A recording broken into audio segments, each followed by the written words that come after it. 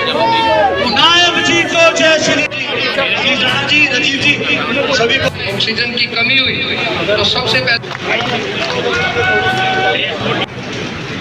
भारत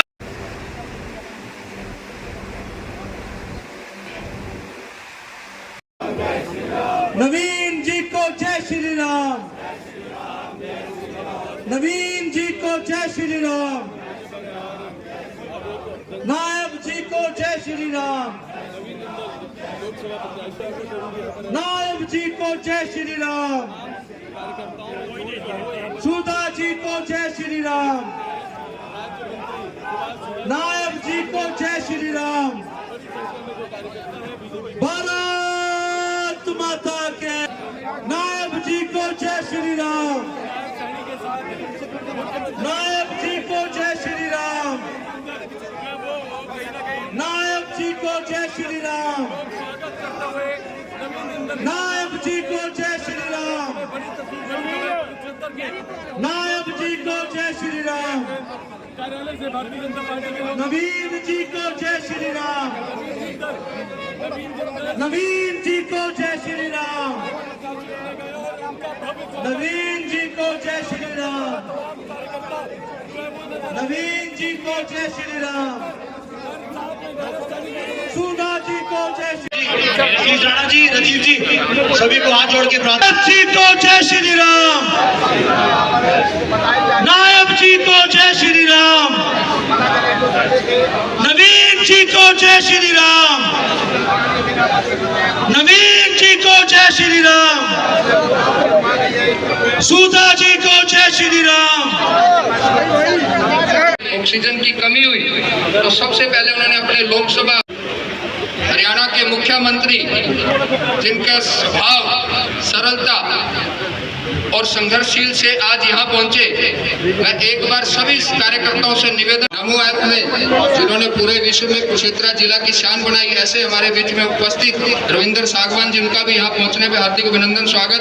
पूर्व में सांसद रही और बड़ी ही एक्टिव समाज सेवा में लगी रहती है ऐसी हमारी बहन कलासो सैनी जी, वो भी यहाँ पे उपस्थित, उनका भी यहाँ पहुँचने पे हार्दिक अभिनंदन स्वागत। और साथ ही भारतीय जनता पार्टी के सभी जिला पदाधिकारी, मंडल अध्यक्ष और भारतीय जनता पार्टी के सभी सम्मानित ज्येष्ठ श्रेष्ठ कार्यकर्तागण यहाँ पहुंचे, उनका भी यहाँ पहुंचने पे हार्दिक अभिनंदन स्वागत। मैं ज्यादा समय नहीं लूंगा, लेकिन एक बड़े ही हमारे बीच में पूर्व विधायक रहे बंताराम वाल्मीकि जी, वो भी पहुंचे। भारत माता की मेरे लिए बहुत ही सौभाग्य की बात है, क्योंकि मुझे ये एक बार फिर से जनता की सेवा करने का मुझे मौका तो माननीय नरेंद्र मोदी जी ने मुझे दिया है।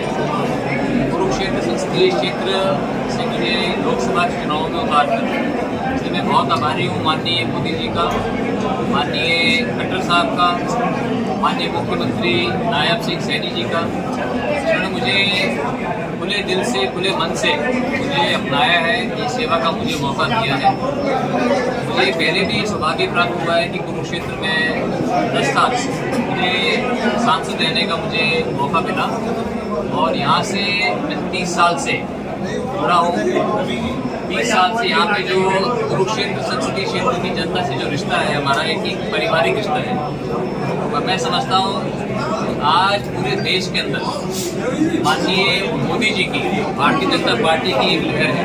खास करके हरियाणा के अंदर पिछले 10 वर्षों के अंदर बहुत विकास के काम हुए हैं। मुझे पूरा विश्वास है कि हमारे माननीय मुख्यमंत्री नायब सिंह जी के नेतृत्व में हरियाणा के अंदर भारतीय जनता पार्टी 10 की 10 सीटें जो है जीतेगी और एक बार फिर से माननीय मोदी जी की सरकार बनेगी, भारतीय जनता पार्टी की केंद्र के अंदर सरकार बनेगी। धन्यवाद। नवीन जी, सबसे पहले तो मैं नवीन जी दुनिया के सबसे हमारे लोकप्रिय नेता, भारत के यशस्वी प्रधानमंत्री, जिन्होंने भारत को एक नई दिशा देने का काम 10 वर्षों में किया है, जिन्होंने एक योजनाबद्ध तरीके से गरीब तक लाभ पहुंचा करके उसके चेहरे पर मुस्कान लाने का काम किया।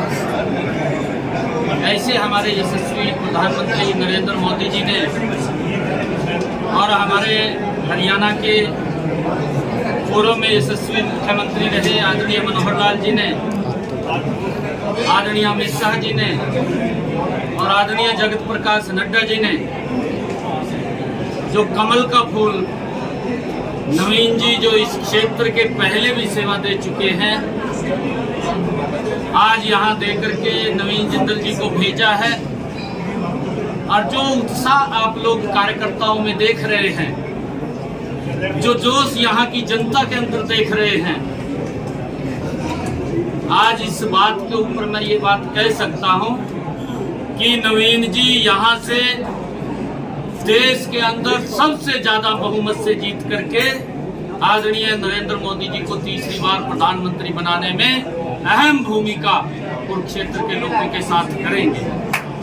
मैं बधाई देता हूं नवीन जी को, क्योंकि बहुत सारे काम नरेंद्र मोदी की सरकार ने किए हैं। चाहे किसानों तक 6,000 रुपए पहुंचाने की बात है, चाहे किसानों को सुरक्षित करने की बात है प्रधानमंत्री फसल बीमा योजना के माध्यम से, चाहे देश के अंदर नरेंद्र मोदी की सरकार ने 4 करोड़ से ज्यादा आवास गरीब लोगों को बना करके चाबी सौंपने का लगातार काम कर रहे हैं, चाहे उन बहनों को, माताओं को जिनके घर के अंदर गैस का सिलेंडर कनेक्शन नहीं था, 9.5 करोड़ बहनों के घर के अंदर गैस का कनेक्शन सिलेंडर पहुंचाने की बात है, और चाहे उन माताओं बहनों को जो सूर्य के ढलने का इंतजार करते थे, लगभग 11.5 करोड़ से ज्यादा शौचालय बना करके देने का कार्य किया है। और चाहे मनोहर लाल जी की जो हरियाणा के अंदर नीतियां रही हैं,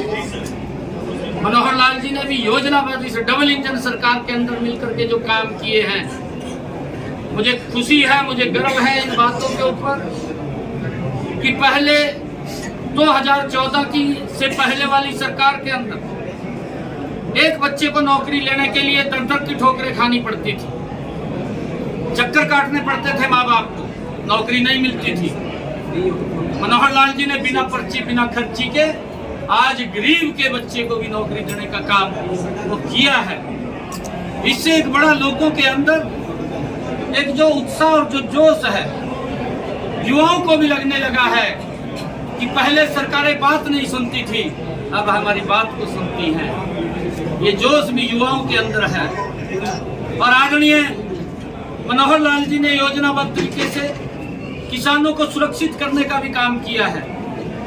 उनको प्रधानमंत्री फसल बीमा योजना के माध्यम से लगातार सुरक्षित करने का काम किया है। मुझे ध्यान में है, कांग्रेस का अगर 10 साल का शासन देखें, मात्र 5668 करोड़ रुपया किसानों को उनकी फसल खराबे का भेजा। मनोहर लाल जी ने इन 9.5 वर्षों के अंदर हमारी सरकार ने 11,000 करोड़ रुपया किसान की अगर फसल का खराबा हुआ है तो उसके खाते के अंदर डायरेक्ट पहुंचाने का काम किया। चाहे भावांतर भरपाई के माध्यम से किसान को सुरक्षित करने का काम किया है। इस प्रकार का दुष्प्रचार कांग्रेस ने किया था कि एमएसपी बंद हो जाएगा, लगातार नरेंद्र मोदी की सरकार एमएसपी देने का काम किया है। देश का रोड का इंफ्रास्ट्रक्चर हो, देश की रेलवे की कनेक्टिविटी हो, देश की एयर कनेक्टिविटी हो, देश के अंदर स्वास्थ्य को लेकर के नए एम्स बनाने की बात हो, देश की धारा 370 जैसी समस्या का समाधान करने की बात हो, जिसको पूरा देश भुगत रहा था। हमारे आर्मी के नौजवान जो हमारी सुरक्षा के लिए खड़े होते थे, वो उस समस्या से जूझ रहे थे, परंतु मजबूती से उस समस्या का भी समाधान इन 10 वर्षों के अंदर नरेंद्र मोदी की सरकार ने किया है। मुझे खुशी है कि जो विकास की एक नई गति नरेंद्र मोदी जी के नेतृत्व में चली है, हरियाणा के लोग उस गति को और गति देते हुए जो प्रधानमंत्री जी का विजन है कि हमने 2047 तक विकसित भारत बनाना है, और उस विकसित भारत के अंदर हरियाणा अपनी प्रमुख भूमिका अदा करेगा। और उसमें अपनी भूमिका अदा करते 10 की 10 लोकसभा की सीटें नरेंद्र मोदी जी के पास भेज करके तीसरी बार प्रधानमंत्री बनाने का काम करेगा। मैं आज नवीन जी को बहुत बहुत बधाई देता हूं और पूरे कार्यकर्ताओं को आज जो जोश जो उत्साह देखने को मिला, मैं इसके आधार के ऊपर ये बात कह सकता हूं कि यहाँ से नवीन जिंदल जी बड़े मैंडेट के साथ जीत करके नरेंद्र मोदी जी को तीसरी बार प्रधानमंत्री बनाए। सीएम साहब कांग्रेस और कांग्रेस के बड़े नेता चुनाव लड़ने से मना भी कर रहे हैं अंदर खाते, कहीं ना कहीं उनको हार दिखाई दे रही है और आने वाले समय के अंदर ये डबल इंजन की सरकार मिलकर के फिर देश और प्रदेश को एक विकास की नई ऊंचाइयों पर पहुंचाने का काम करेगी और जो विकास की एक गति चली है उस गति को और तेज करने का काम हरियाणा प्रदेश के लोग करेंगे। देखिए, ऐसा कहीं नहीं है किसी की सिक्योरिटी के साथ, किसको प्रोटोकॉल के हिसाब से, लॉ के हिसाब से, जहां पर भी जो एक नियम बना हुआ है उस नियम प्रक्रिया के हिसाब से जिस व्यक्ति को जितनी सिक्योरिटी की आवश्यकता है सरकार उतनी सिक्योरिटी उसको उपलब्ध करा रही है। अगर किसी को लगता है कि मुझे कोई किसी प्रकार की दिक्कत परेशानी या खतरा है तो उसके ऊपर सरकार विचार करती है, किसी को दिक्कत नहीं। देखिए, हमारे एक हरियाणा के अंदर कहावत है कि हाथी के दांत खाने के और दिखाने के, और ये सेम कहावत ये आम आदमी पार्टी के ऊपर लागू होती है। और उन्होंने जिस प्रकार का मंच से खड़ा होकर के कहा कि हम कट्टर ईमानदार हैं, हमारी पार्टी कट्टर ईमानदार है, आज उसका चेहरा पूरे देश के सामने आया है। आज लोग देख रहे हैं कि जिस प्रकार से बैक पिछले दरवाजे से नीतियां बना करके उसका जो लोगों के संसाधनों के ऊपर किस प्रकार से उन्होंने उसका दोहन किया है, ये सारा का सारा दिखाई दे रहा है। और हमने तो पहले भी मैंने ये बात कही थी कि इसमें डरने की कोई बात नहीं है कि अगर जो पैसा आया है वो तो बताना पड़ेगा कि कौन से रास्ते से आया है।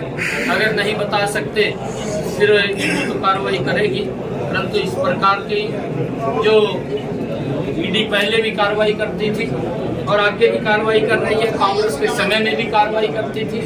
अगर कोई गलत काम करता है तो उसके खिलाफ अलग वो स्वतंत्र एजेंसी है, वो काम करती है उसके अंदर। क्योंकि ये लोग जिस प्रकार की बात थी आप देख भी रहे हैं कि इन्होंने जो गाली भी देते थे और गले भी लगा रहे हैं, ये नीति हमें यहाँ दिखाई दी है। अगर आप लोग देखेंगे कि इनको लगातार गाली देने का काम भी केजरीवाल ने किया है और फिर गले लगाने का काम भी सबसे पहले आगे आकर के ये केजरीवाल इस गठबंधन गठबंधन के साथ आया है। एक ही इनकी नीति है, एक ही इनका विचार है, ये देश की भलाई के लिए नहीं, ये देश को कमजोर करने के लिए काम करते हैं। सीएम साहब क्या कहेंगे? आम आदमी पार्टी का कहना है कि वो दूसरी पार्टी से जो है कैंडिडेट लेकर आई है। जी, आपके पास कैंडिडेट नहीं बचा था इसलिए वो दूसरी पार्टी से जो है कैंडिडेट लेकर आई है। आम आदमी पार्टी का लगातार ये आरोप है कि आपके पास कैंडिडेट नहीं बचा कुरुक्षेत्र से, इसलिए वो दूसरी पार्टी से कैंडिडेट लेकर आया। ये आम आदमी पार्टी का। प्रकाश जिंदल हमारे यहाँ से सांझे प्रत्याशी रहे हैं, आपको जानकारी होगी, ये बाहर के नहीं है। चौधरी ओम प्रकाश जिंदल जी हमारे भारतीय जनता पार्टी और विकास पार्टी के सांझे उम्मीदवार रहे हैं। ये हमारे परिवार के हैं, बाहर से नहीं है। पार्टी से तो तोड़ने का काम नहीं। देखिए, पार्टी मजबूत पूरे प्रदेश के अंदर होगी और 10 की 10 लोकसभा की सीटें हम यहाँ से बड़े मैंडेट के साथ जीतेंगे। सीएम साहब क्या कहेंगे? आपकी बार 400 पार का नारा है, मेन राम मंदिर की जगह रहेगा। देखिए, इसके ऊपर मैं ये कहना चाहूँगा क्योंकि राम मंदिर को लेकर के कांग्रेस ने राजनीति की, भारतीय जनता पार्टी ने इस समस्या का समाधान किया क्योंकि उसके ऊपर राजनीति नहीं की। यही लोग बोलते थे कि मंदिर वहीं बनाएंगे, तारीख नहीं बताएंगे। आज भगवान श्री राम की प्राण प्रतिष्ठा भी हुई है। आज पूरा देश भगवान श्री राम को दर्शन करने के लिए भी अयोध्या के अंदर जा रहा है।